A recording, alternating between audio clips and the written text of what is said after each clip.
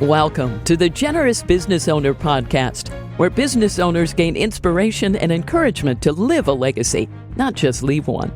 And now your hosts, Jeff Thomas, Alan Barnhart, and Jeff Rutt.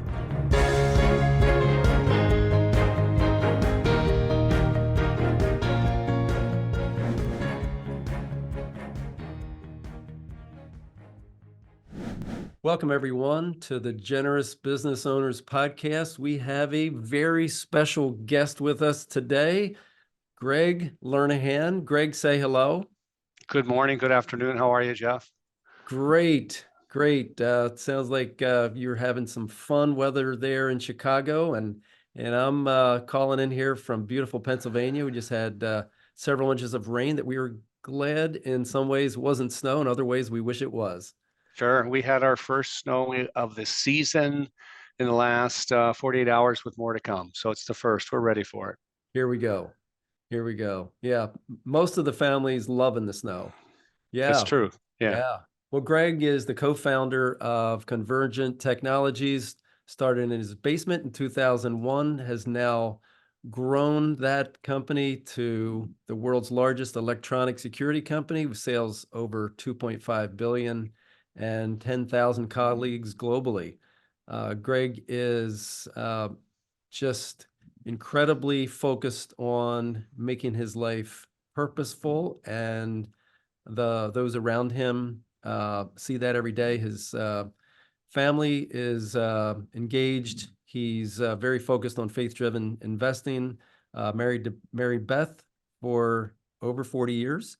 And, 40, exactly. Yeah, so excited to hear more about your journey. Greg, welcome to the podcast. Can't wait to get started here. Tell us a little bit about the early years of Greg. What was it like growing up, and a little bit about your faith journey? Thanks, Jeff. Honored to be here. I grew up in a small town in Indiana called Michigan City, Indiana. I was a part of a Catholic family. I was an altar boy, church every Sunday. Had incredible parents. My father was an Irish immigrant, had a sixth grade education, and had to leave home because, as he would say, there was no food. So he left home at 16 because he had 8 or 9 people at home. That his dad was a farmer, and he meandered his way here to the States and became an entrepreneur. I would say that he has a PhD, or had, he's since passed, a PhD in common sense, one of the smartest person I ever knew. Very humble, wonderful man, had a lot of influence on me in my life. I had one brother and 2 sisters. I was an average run-of-the-mill athlete in high school. I went to Purdue University for my undergrad, which is in Indiana. And been blessed my whole life being around good people. Had good roots when I was a kid. I remember my dad having a great influence, as well as my mom, and that I can see him praying at night. Accidentally, I'd come in the room, knock on the door, my dad would be on his knees, and my wife and I are just talking about this week how impressionable that was later in life. He didn't do it for me. And it was just a simple thing that we obviously continued on. And I have a picture of him on my desk with as possibly, for sure, the most important person in my life. No takeaway from my mom, but my dad was just this special man. Wow. Say more about that before we move on. What impression that had on you when you walked into the room and saw him on his knees? Yeah, it's a very vivid memory. Humility. We used to pick up my grandma and the 2 aunts. He'd sit in the car, bring them in. They were older. We go to church together, and my dad, no way he ever made $20,000 in his life, and would tithe and put his envelope in there, and he'd talk about it. And it was just, my dad was not one to talk about it. He was one that you'd observe and watch.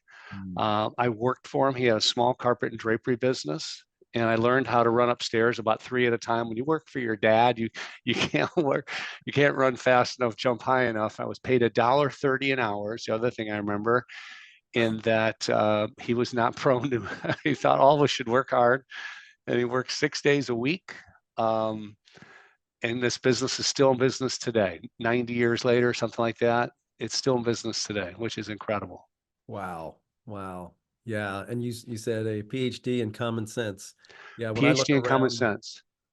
Yeah, when I look around today, it seems like common sense isn't that common.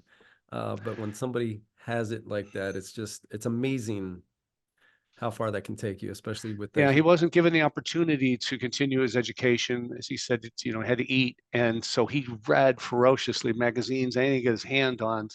But we were right by Notre Dame. We're about 20 minutes away from Notre Dame. People would come up to my dad, say, "Hi, my name's Jeff Jones, graduate Notre Dame, 1962." And my dad would go, "My name's Tom Lernihan, graduate of sixth grade, Kilma Hill."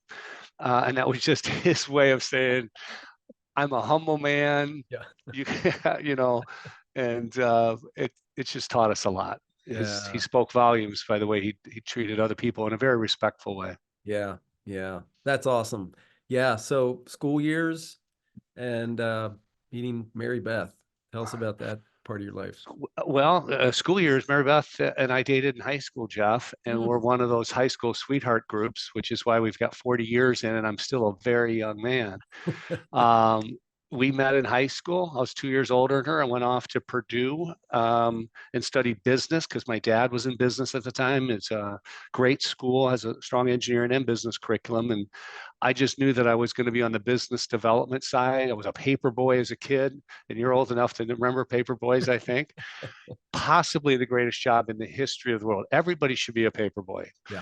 I can remember getting up at 7 in the morning to deliver newspapers and saying to my mom, I mean, who would read a paper at 7 a.m.? This is crazy that I got to get up and do it.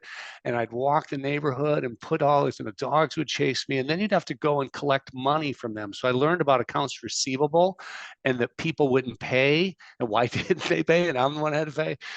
So I had a lot of responsibility that was fun. Mary Beth and I graduated business. I mentioned, got married right after she got out of college. She was an engineer. She worked for Motorola, and we were dual career people. But fairly soon thereafter, the Lord blessed us with our oldest daughter, Erin, and Mary Beth decided to stay home, and I became the single provider. And she was making a good income because she was degreed and all that stuff with engineering, and being a woman was highly sought after. And so what happened then, Jeff, is worked hard, worked for a Fortune 100 company in Chicago, but they're global, named Siemens, which is like the GE of Europe, if you will. Right. Worked there for 20 years, was treated like gold, had a great career. Um, and then we came to a disagreement on the direction of where Siemens was going, where we thought we were going. And so Dan and I went off and started, my business partner, Dan Masseri, and I went off after 20 years and 25 years at Siemens, started our own business in security. And that started our career path. And if Mary Beth wasn't at home, which she was great, gave me a lot of flexibility to do what we had to do to grow business, both when I worked at Siemens and when I worked for Convergent, which is the company we started. Unfortunately, it was a 24/7, 365, Jeff. As an entrepreneur, you may understand that. I know the world has changed. I'm not proud of that. I have apologized to my wife. My priorities when I was in my business world were my kids, work, God, and Mary Beth probably took the fourth position, and that is dead wrong. And I know it biblically, it's dead wrong. I've apologized to her, but I was not going to not be successful. So do whatever you have to do in business. I'm going to be a great father to my kids. And I slipped God in there where I could. And then the last one on the totem pole, it just was, she held down the fort. She's been the rock of my entire business life. And it gave me the opportunity to work too hard. In all honesty, I don't know if I do it exactly the same way, but the good Lord has been very kind to me. Yeah. So back up a little bit on more of the family journey you have, I think, more than one I child. do. Yeah, you're right. I have two other sons. So son Tom and a son Wade. And all three now, Jeff, are married with wonderful spouses that we love to death, and blessed with 8 grandchildren, ranging What? from 8 9 grandchildren. to Wow. 1. That's So awesome. this grandparent thing is not oversold. It's just really, it's really as good as everyone says. And so we have 8, and 5 of them are about 3 hours away from us. Unfortunately, we see them a lot, and then the other 3 we moved to be by them here in Naperville. That's awesome. Yeah. Yeah. I tell people if people would have told me the grandparenting is so much fun. I would have totally skipped the kids part and went straight to Yeah. grandparenting because There's that a lot is of truth to that. You do anything for a grandchild, and it's just nothing but love. And yeah, so that's a very that's important awesome. part of our life. That's awesome. That's awesome. Yeah. So yeah, tell me a little bit more. I want to get to the valleys because one of the things we've heard from our listeners is they want to hear about Okay, the good times and the tough times. But wow, sales of 2.5 billion. Let's talk a little bit about that, and then I want to get sure. to Haiti. I want to get to the Haiti phase of your life is just fascinating to me. Sure. Well, the 2.5 billion, we started from scratch in a basement. And because we were working in large companies, we had big vision, big goals and things like that. But I don't think we realized that you can think that big. We didn't know what we didn't know. And so at the time, we set some big, broad goals. Security 911, we started a few months before 911, which at the time was awful. It always is awful, but from a business perspective, it's very difficult, challenging. And but we ended up being in the security business, electronic security, so physical things, card access, cameras, all that kind of stuff. And so it turned out to be a growth market in the end. It's been a very strong business, and we built a very decentralized, empowered, colleague-friendly, strong culture, customer best service provider, very focused on our end customer, et cetera. And the decentralization and empowerment and building a really special company allowed us to continue to grow as fast as we humanly could. And so we went out and got more capital and grew. And some of our clients, they want to have one security provider globally, which is hard to do from Japan to Taiwan to Europe to Southern California. And that's a very challenging thing to do. But once you can do it, you offer a solution that most people can't do. So it eliminates lots of competitors. And so it's exceeded every dream. We get asked, Dan Masseri, my co-founder, and I constantly, did you ever dream it'd be this big? And of course, the answer is no. I think I read that 0.0006% of companies that start make it to $1 billion. Mhm. And we didn't do anything special. I worked hard, but I think, Jeff, when I was in it, and we'll talk about Haiti in a second, I thought I had more to do with it than I did. And slowly God reminded me quickly. I used to joke saying, trust me, in 2 years, they won't even be able to spell my name. And we were at a conference. Somebody asked to take this picture with me on the beach. I said, sure. They posted on social media and spelled my name wrong. And I thought that was God winking at me, saying, and I very quickly realized that A, I'm not important, and B, if you treat people really well and thank them and love on them, they'll work hard and do the best they can too, because they want a good job and they want to work in a good environment. And God opened doors that don't still make sense looking back. And I now know my role was I was just in the way. And it was a wonderful experience. But I've learned now over the past 10 to 12 years that God opened doors everywhere. And I just tried to follow. So before we go to Haiti, what would you say there had to be some twists and turns and some valleys and some rocky places there in the road somewhere between 2001 and 2010, 12. What would you say? Anything that comes to mind? I know there was something happened around 2008 that interrupted the economy. I don't know if that impacted your business, or what would you say it were some of the tough stretches along that journey? I don't know if it's the typical entrepreneur story where we didn't ever almost go out of business. We Right. didn't ever hit, and then that again is not us. It was is God. So the valleys weren't that much because our attitude always was, don't worry about what we did yesterday. We were always looking to the future. And in our case, when 2008 came around, and we had been in business about 7 years, and we were doubling every couple of years. We were 25% CAGR. There's only so fast you can grow. And when 2008 came around, we had a partner with us because we don't manufacture anything, Jeff. So there's a ton of people out there that manufacture great cameras, great technology equipment, and we make it work. We're an integrator. We go and we put smart people in buildings, we connect it, we make sure it works perfectly for our clients, and that's good stuff. So we have a partner, and once he said, we're choosing not to participate in this recession. And Deanna and I go, well, that fits our culture. So we literally brought all our leaders in and said, listen, here's the deal. We're choosing not to participate in this recession, and let's just go make it happen. So no excuses. Somebody else is going to lose share. It's just not going to be us. And some of our investors there say, there had to be more to it. I'm going, gosh, I wish there was. It was just politely saying, people are going to lose share, but we're too good. They need us. We're going to win. And we didn't go backwards in 8, 9, and 10, Jeff. That's the strange awesome. part. Yeah. We grew, and we've had record EBITDA growth now for 21 consecutive years. Wow. And even more shocking for a people-centric business to make it through COVID when we were globally shut down. And we couldn't go into facilities, and we eked out more profit than the previous year is hard to even comprehend. It just doesn't make sense.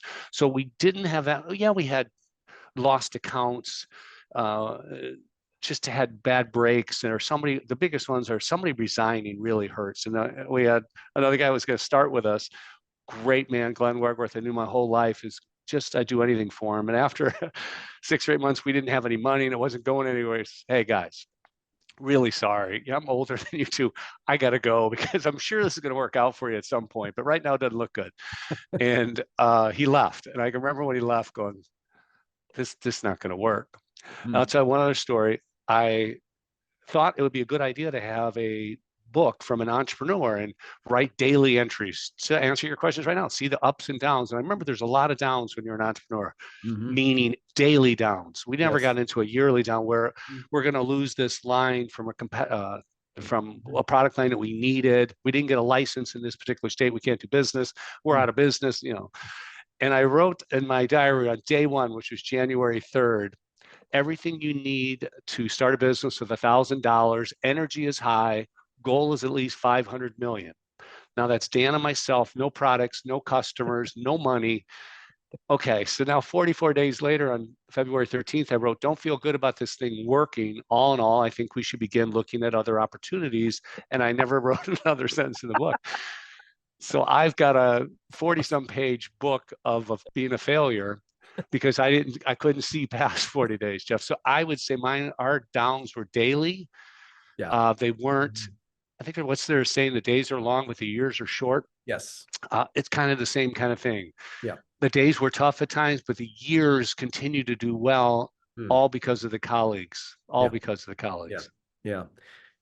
Days are long, years are short. Very, very true. Yeah. So when you saw, was his name? What was the partner's name that said? Dan Mosseri. Yeah. That left. Glenn Wegworth. Glenn Wegworth. So when you saw Glenn's taillights going out of the parking lot, what were you thinking, and how did you regroup from that? Because that had to be, for our listeners who are running the treadmill, walking the dog, whatever. Some of our listeners are going through that right now. Well, Glenn was the president of the heating, ventilation, air conditioning section of Siemens, and as good a person as I've ever worked around. And so he was rock solid. He went to a competitor to be a president for them. When he left, there was definitely, so he was over qualified for what we were trying to do. And so none of us had been in the field for a while. That's, and so you're building homes, you have to understand, we're putting in technology into buildings, and Dan and I couldn't do it. We could lead people, but we didn't have the skills to do it. Glenn Wegworth didn't have the skills. We had the leadership. And so when he walked at the door, I distinctly remember thinking, this isn't going to work. We should just, roll up the carpet and go do something else. But it goes back to my dad. So Dan Mosseri is my co-founder. I didn't care what business I owned. After working as hard as I could, who treated me very well at Siemens, at the end, I said, I just want to own a business now. I want to wake up every morning and know that I can treat people our way. Because in this particular case, they started to want control in Europe. We didn't like that. We were running North America. I thought that was the right thing to do. And so it didn't matter to me what business we were in. It really didn't, because I watched my dad in his carpet business work hard 6 days a week, but people loved his business. And I just wanted to try the entrepreneurial thing. What's different today is entrepreneurialism is really in, as you know. And when you started your business, it wasn't as in. Right. It wasn't cool. Yep. It wasn't cool. It was crazy. They were all looking at us and they said, "Why are you starting a business from scratch? You left Siemens? You know, they had 400,000 colleagues when I left. And Dan and I are in the basement of a house. Are you guys out of your minds?" But today's world, that's really cool and edgy and something people celebrate. But that's not the way it was 20 some years ago. Yeah. Yeah. That's true. Yeah. Right. Yeah. Well, that's good advice. And if you really want, what I hear your heart was, you were passionate about doing something on your own, whether, and you were going to figure it out, whether Glenn left or not, and you were going to figure out how to run the front line and make it work. Yeah. Failure was not an option, Jeff. This was it. We put all the chips on the table here, everything we had. I was 40 at the time. Yeah. And I've had friends, young friends that I've consulted with, mentored to, and they were in their 20s at the time. And they apparently used me as the old guy. They would say, "You remember Lernihan didn't start a business till he was 40." And now they're all pushing their mid to 30s to late 30s. And it's looking a lot younger than it did back then. That's true. That's true. Yeah. So tell us about Haiti. Tell us about that season. Okay, so we started in 2001. By 2012, the company was probably 350 million-ish, give or take, at that time, 1,500 colleagues, and was very successful.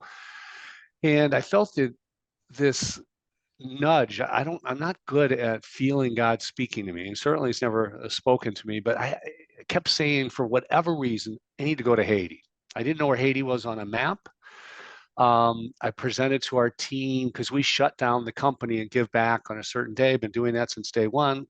Why don't we take a small group to Haiti? That wasn't well received at all. But the long and the short of it, I decided I'm going to take 30 that wanted to come with me. They'd have to use vacation for half of it. They have to raise their own funds. We go, and so a whole bunch of people. We picked 30, and I was on the plane, and I would say I was keeping a diary at the time and never found it again. I don't know what happened. But I was very scared, Jeff. The honest truth was I was scared. I didn't know what I was getting into. I was worried about the safety of our colleagues, but I knew that I had to go. It's about 2 years after the earthquake.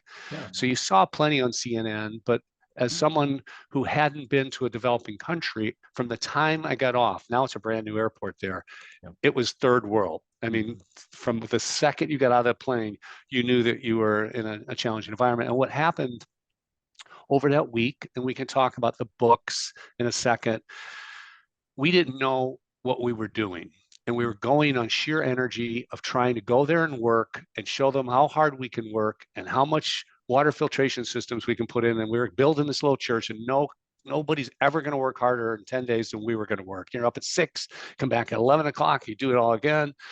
And what we realized a couple days into it was, when we're building this church, the locals weren't all that happy. And I couldn't understand, why weren't they happy? We're here building a church. And the reason is we should have hired them to build the church, obviously. And if we wanted to be shoulder to shoulder with them, that would have been one. So at the end of this trip, I saw God everywhere. People prayed over us everywhere. We cried. We saw human conditions. We saw malnutrition. I didn't see a person that had a job. Didn't meet a person that had a job. No, everything's dirt floor. And I understood the difference between dirt floor and tile and partially concrete, and how they move up, and tents, and the conditions they were living in. And I started to say, am I doing what God has called me to do in my life? What am I doing? And at the same time, we started to consider selling a portion of our company right around the same time. And a gentle nudge was, it's time for you to go. And that was easily the most difficult decision I've ever made for my business life. And I stood in front of my management team and cried and couldn't finish a sentence. And my business partner said, what he's politely saying is he's leaving. And I'm like, all right. And I didn't know what I was going to do. But I knew that it was time. But I'm still an investor. I'm still on the board. But day-to-day responsibilities is completely different than being a strategy or board guy. And so I thought, Jeff, I was going to go in the nonprofit world, because that's what you do. you're going to be a good citizen and go back to the nonprofit world. And that's when I figured out that nonprofits think a little differently than me. And the capital structure, there's only $500 billion that right now is given to nonprofits. And there's 1.8 million-ish nonprofits going after a fairly fixed pool of money. It hasn't changed much. It's 2% of GDP now for 40 years. It was down 3% last year. So when it goes up 2%, down 2%, but about 40 years, 50 years now, it's about the same. And that's when I said, I love nonprofits. We give money to nonprofits, but I think my talents are better suited to work with for-profits that are doing good in the world. Mm-hmm. And so that's when I made a shift to faith-driven investing. It started originally with impact investing because I didn't know there could be a faith lens. I didn't even know that much. I just knew that I wanted to go out and do good things with the capital that God had entrusted with us. Now, we then sold a portion of our company in 2012, end of 2012. So I actually left in 2013 from day to day, and now had capital that God had blessed us with and tried to, what do we do with it now? And that's the stage we entered. And that was after Haiti, and was after the cash off the table, and it created a wealth event that I didn't even know the term wealth event. It wasn't something we were striving for. We agreed to build a great company, didn't want to flip it and sell it to some big conglomerate, which we didn't do, but I wanted to move in a different direction, be more purposeful. It goes back to halftime, right? Exactly. For those of your listeners, success to significance. Success gets hollow at some point, and it's just for what purpose? I'm just growing more revenue. So I was very proud of the jobs we provided. And that's still very, very, very, very important. But I wanted more significance in my life that I think your other Jeff, on your podcast, Thomas, that I listened to, or maybe I read it on him, where he said, I just didn't want to be a wealthy guy making other people wealthier. And it was something to that effect. I don't want, he was an advisor saying, have wealthy guys get wealthier. And I had a little of that. I can relate to that as I just didn't want to grow more revenue for no redeeming value. Yeah. It's really, I find it fascinating. I'd love to have you tell us more about your experience in Haiti. It's really interesting that God used that after all of your business career. You're down there working hard, and you're in a third world environment, and God spoke to you. And there was definitely didn't speak though. He nudged me. I don't want. I wish he had spoken, because it would have been a lot easier. He nudged me. He's like, you need to go to Haiti, and I'm like, I don't know where Haiti is. Yeah, I did vaguely, but go ahead. Yeah. But that environment, just being a part of, seeing that actually having the families that we're here serve alongside of us is actually going to be a better outcome in the end, as far as restoring dignity. And we can work really, really hard, but it's actually a little bit counterproductive if it's not done in the right context. We didn't know that at the time. So we go on this trip, did everything wrong. I should write the book, How to Do Everything Wrong on a Mission Trip. We come back, and I'm trying to absorb what happened, and my life has now changed from my perspective. And so I will read Toxic Charity and When Helping Hurts, and they told me everything that I shouldn't do that we did. And it made future trips easier, because we want to hire them. Now, I can't remember which book said they didn't think visionary trips were worth it. You're better off giving the $2,500 as a charity. I don't agree with that. It changed my life. And it changed. I have people in that group of 30 that would say it changed their lives. Now, we made a lot of mistakes, but the fact that we were there and loving on them and trying to understand, not better them, don't have solutions for them, but I'll say to myself, I was naive. I saw it on CNN. It's not the same as when you're sitting in that village. And so at the end of the day, we got smarter through these books. And so I do understand now all the things we did wrong. And we approach it completely different, of more of a vision trip than a mission trip, and enabling people and empowering them and loving on them for that perspective, rather than going down with our brawn and doing everything. We were putting mason walls up. We didn't know what we were doing, and they had mason people standing there that really wanted the job. and it was probably killing them. And we thought, well, we've worked 15 hours today. Look how good we did. And we were so wrong. We were so wrong. Yeah. It's really interesting.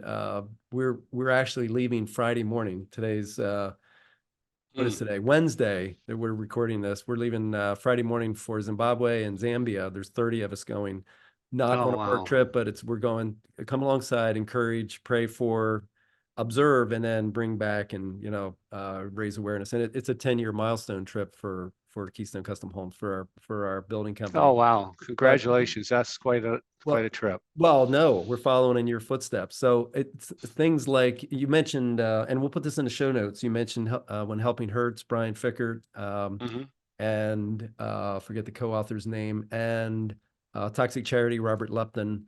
So I think it was When Helping Hurts. There is there's Brian talks about some of the pitfalls of short-term missions trips.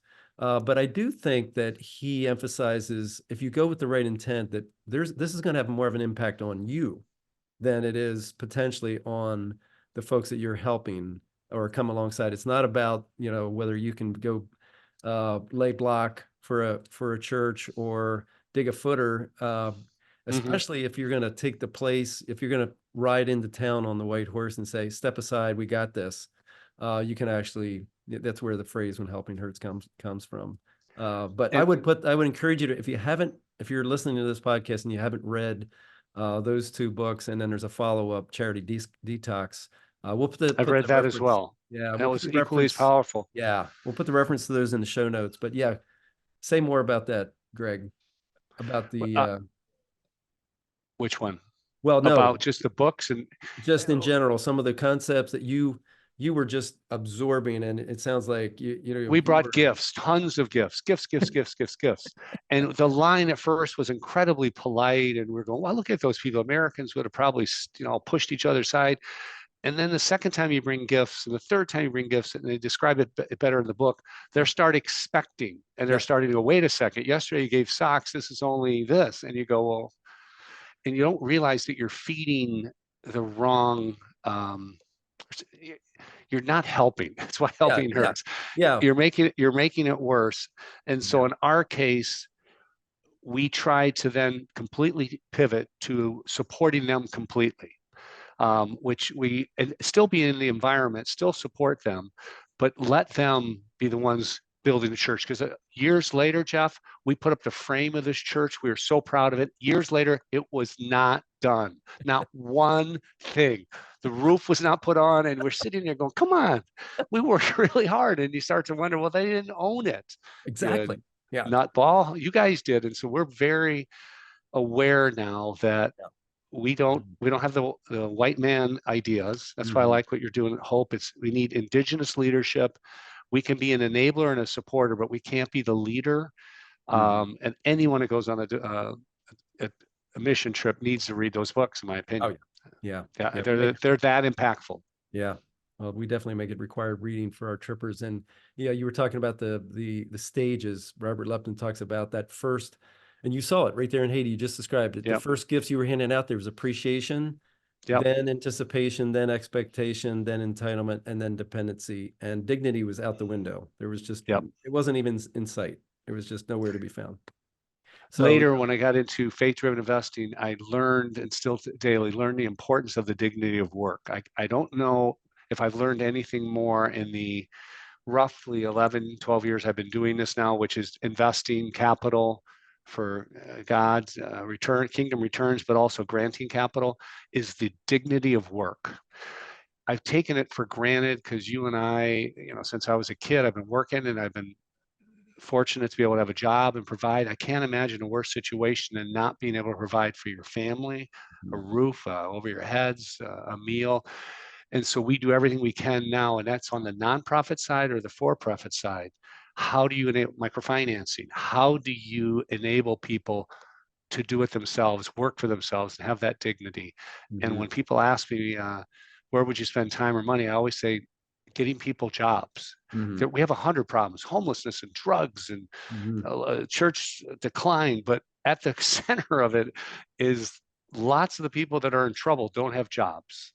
And when you speak to people, males in particular, which has been our role biblically, it's painful, and they're not left with many options. And so we try to spend most of our time now providing opportunities to work.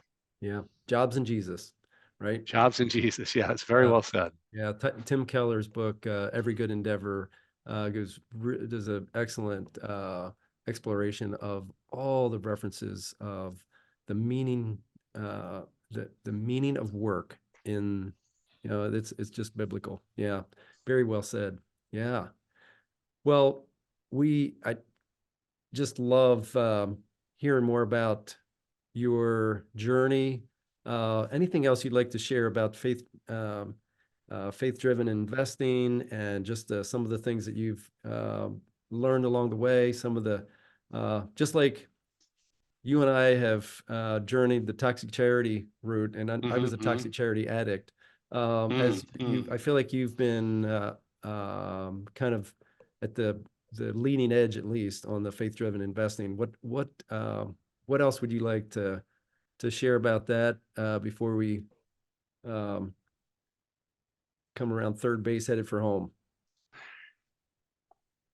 When I left, and I decided that nonprofit, which we support, we have a group of us that gives away grants and love doing that. And we have a group of us that is investing for the kingdom, that we're expecting a return to redeploy, and not just a financial return. In fact, that's our least important. We're talking about spiritual and social returns. So what I would tell you is what moved me in that direction is they did a study, and it went from 1970 to 2020, as I remember, over 50 years. And they asked the question of how many companies got greater than $50 million in revenue. And it was 144 nonprofits that got greater than 50 million in revenue. On the for-profit side, however, it was 46,136. And you say, well, why is that? And there's layers of detail beneath that, one of which is access to capital. Nonprofits are going after a $500 billion pocket. For-profit people are going after $150 trillion pockets. So there's capital available. You attract different talent. You think bigger.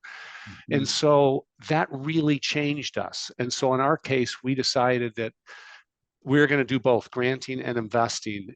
And the monumental moment, which isn't, probably your listeners are going to wonder what was wrong with us. We were tithers, 90-10. And in complete candidacy, we cheated on that as well, in that we gave 10% of our adjusted gross income, not 10% of our gross. And I can remember saying, "Why? Come on, there's nobody really giving 10% of the gross." God didn't understand our tax system. It's 10% of adjusted gross income. And then when we had this wealth event, and we realized that 90-10 seemed like all of a sudden, what a great deal. We don't have any pressure on us at all. We started to pray and say, Lord, help us get comfortable with either giving all of our money or investing it from a kingdom perspective. And I can remember writing it down and saying, please don't come true. I really don't want this to come true. And then over years, Jeff, it took years. It wasn't months. All of a sudden, not all of a sudden, one day our family came, this isn't our money, not the 10%, not the 90, the whole 100. Now, I know a ton of your listeners are going, where you been? But in our case, it was so life-changing.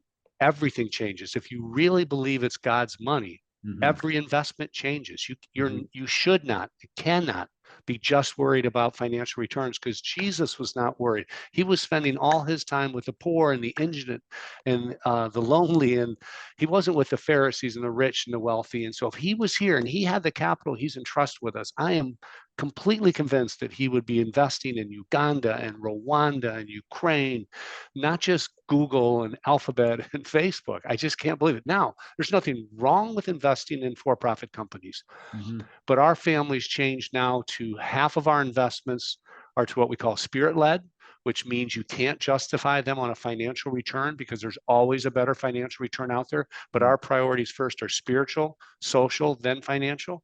And then we invest in other companies or funds that are led by Christians trying to bring people to Christ, but they have a potential to have a higher return. And we meld them together and say, Lord, we're doing our best. Kingdom impact investing to us is developing countries, hard, marginalized inner city communities, investments and grants, and then also funds that have a higher probability of returning good capital, and we're going to redeploy that all again. What we learned with granting, again, which we do, you give a grant, we support hope, That's the best check we can write. We love our partnership with Hope, but we also like that we can deploy capital and loan money, in this case, to Hope as well, because that's somewhat two buckets to us, because we're going to get that back, and then we're going to give it to another company to do the exact same thing. We're not buying a bigger house. We're not doing that with it. We're just get a chance to redeploy it with someone else, but we don't want to saddle them with debt that they can't handle. So I would say the biggest moment in our lives is when we realized that it really wasn't our money. And there's Don Simmons, who wrote Steward Investor book, which I strongly recommend. He talks about that he's been a wealth advisor for 35 years, and 95% of his clients do not invest differently than his secular clients. And I heard on a podcast, I think it was Chip Ingram, I think from Gallup and Barna polls, that 90% of American Christians don't act differently, talk differently, divorce differently, marry differently, whether they're Christian or secular. So you sit there and say, if we really believe that God owns it all, how can we not invest differently? How can we not? And so that was the pivotal change for our family. And now we're acting that out and doing the best we can. Wake up every day to say, Lord, how do you want us to deploy your resources? Help us to think from your perspective and not worry about the financial returns, because this is your money. And so we're honored to be able to do that. Wow. Well, so many rich principles there. Greg, so Don Simmons, Steward Investor, we're going to put that in show notes, just kingdom investing. And you talked about, Greg, spiritual, social, financial returns. That's Looking correct. at all of the above. I can't help but think that your father, with the common sense, is coming through here big time. As far as, and you said, pivotal moment, the realization, and not just knowing it, but acting upon it, that God owns it all. And really living that out. We're trying, Jeff. My dad was not a man that was moved by money. I have strong memories as well of him saying money is a nuisance. And what he meant by that is, of course, we had a home over our head and we ate well and we lived in a lower middle class, I would say, kind of lifestyle, wanted for nothing. Don't get me wrong, not a thing. But he didn't want the temptations of wealth. And in our family, when we first had a wealth event, we considered it a burden. My wife and I sat there and said, most of the wealthy people we know have all kinds of challenges with their kids. I don't want to ruin our kids. We kept saying to ourselves, I don't want to ruin our kids.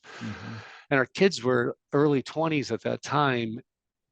And over these past 13 years, I guess, since it's been, we've gone from it was a burden to we learned how to responsibly steward God's resources to now we'd say it's a blessing. We have 3 family members of 6 that work with us on a daily basis, and they see and they're around people. When you're around humble people doing work in Africa and doing work in different parts of the world, you can't help but we're better for knowing you. We're better for knowing everybody at Hope, and Peter and the team and Debbie here. I've never met somebody at Hope that isn't God-fearing, wonderful person. We're better for being involved with that. And so our children now are better for it. And they understand that this is God's money. So what I was worried was going to be a burden 10, 12 years later now, I would have never thought. I would say it's been a blessing. I don't know where it's going from here. So I don't know that. That's tomorrow's worry. But today we've been fortunate to be able to steward these resources from his perspective. Wow. That's powerful. Yeah. And it really, I'm really perceiving you have such a growth mindset of looking at it as we're going to continue to learn, and we're going to continue to look forward, and don't know what God has in the future, but looking forward to make the most of it. Well, as we finish up here, Greg, what's one piece of advice? We got folks, again, out there jogging, trying to just, get through those long days and short years. And the very fact that they're listening to this podcast, that mindset is they're looking to learn, they're looking to invest where God wants them to invest, and that could be their time, their talents, their treasure. But yeah, what piece of advice would you leave our listeners with today?